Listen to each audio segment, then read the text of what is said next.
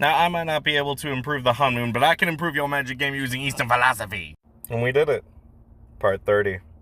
Shape your opponent's strategy. There's a concept that we used to talk about in video games called kiting. And kiting is basically positioning yourself to entice an opponent to come to you. It's like you're pulling a kite. And then conversely, there's pushing, which is where you apply pressure to push them out of a zone. In Magic the Gathering, it's not like we can move people or anything like that. Like the positions of players or anything like that doesn't mean anything. But the idea of getting them to act the way that you want them to act is not something that's brand new. I mean, hell, if I have two of these just sitting there, it's gonna affect you.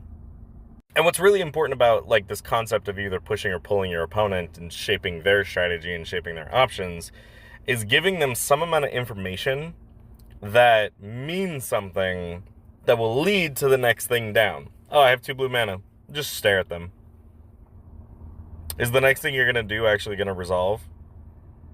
Who knows? Also, revealing information for free. Just be like, hey, I got a counterspell in my hand. Or, hey, I have this in my hand. Or, hey, I have removal.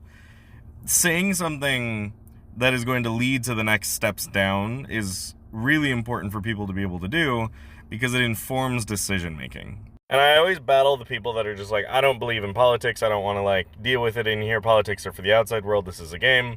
And I honestly say that's a bunch of shit.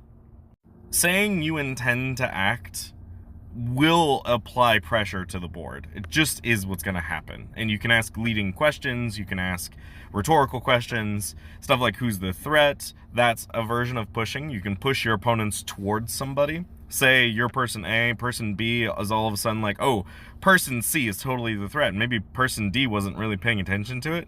Now person C is on person D's radar.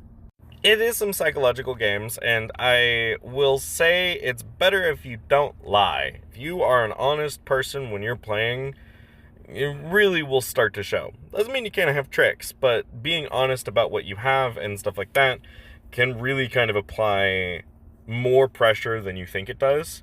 And if you ever lie about something like that, it defeats your ability to do it in the future. If I know that you're a person that'll lie about having a removal in hand, then shit, I'm just gonna be whatever. It's kind of like a Chekhov's gun situation. You want to deploy something, and I would recommend that you just do. I wouldn't let it hang that you have a counterspell in hand, because that can work against you, or if you have removal or something else. Whatever you're using to apply pressure can be used against you as a way to make you problematic. So if you got the gun, fire it, otherwise it might be used against you.